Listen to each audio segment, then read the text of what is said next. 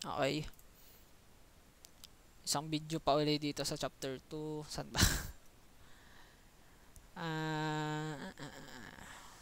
Hindi dito. Ito. So, normal distribution. Ano ba magandang title dito? Normal distribution. What is normal distribution? Distribution curve. Normal distribution curve. Okay, sa statistics to. Normal distribution. Paulit-ulit na ako eh. Sige. For example, IQ. IQ. IQ ng isang tao. Meron kang data ng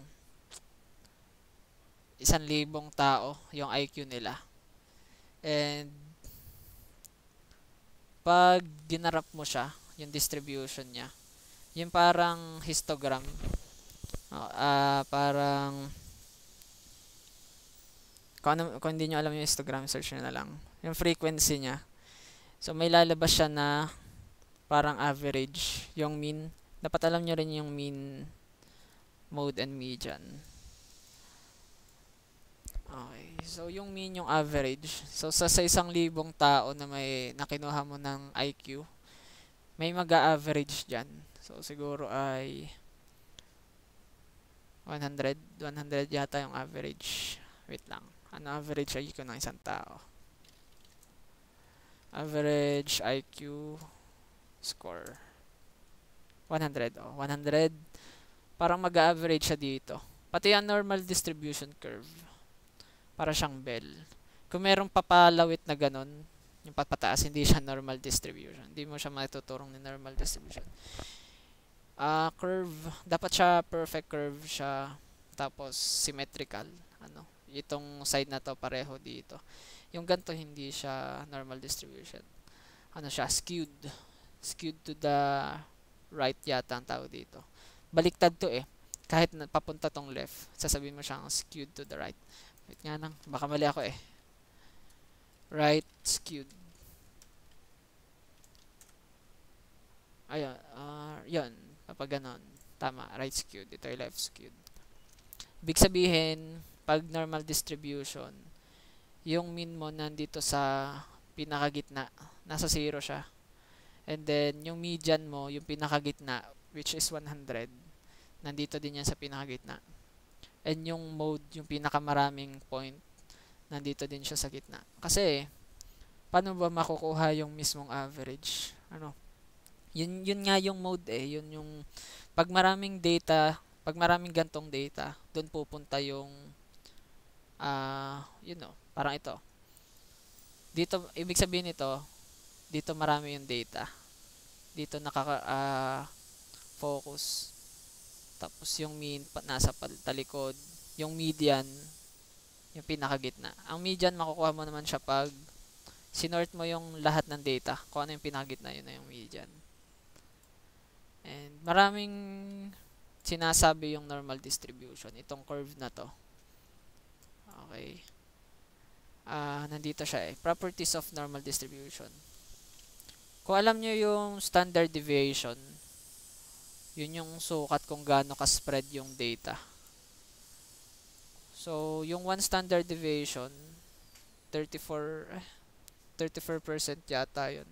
Or, pag dalawang side, 68% ng data mo, nandun sa, 68% ng data, 68% ng lahat ng data nandun yata. Ibig sabihin. So, for example, ito yung bell curve natin. Ang values natin ay yung IQ ng tao. And ang average natin ay 100.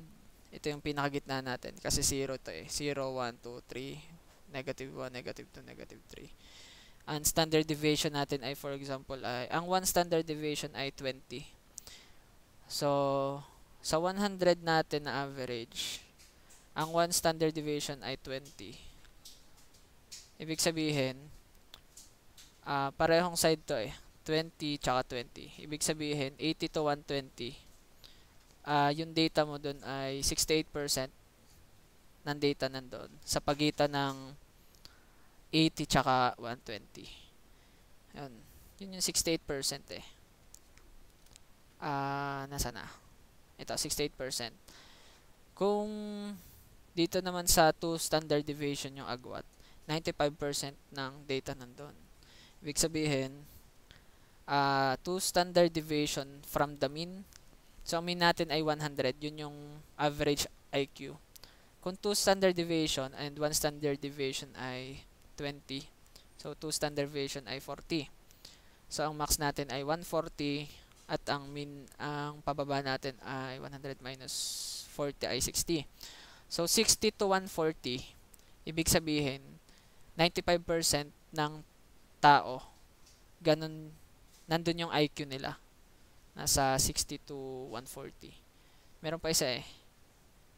Yung pag 3 standard deviation. Ibig sabihin, 99%, 99.7% nandun. Sobrang layo na nun. Halos lahat. So, yun lang naman yung concept dun. Normal distributed. Pa-curve siya. Makikita nyo naman pag ginarap nyo yung data. Pag hindi siya pa gantong curve, yung may mga pag ganun, parang palawit-lawit na ganun, hindi siya normal distribution. Kailangan naka-curve siya. So, yun. Hindi ko alam kung may nag-gets. Peace out.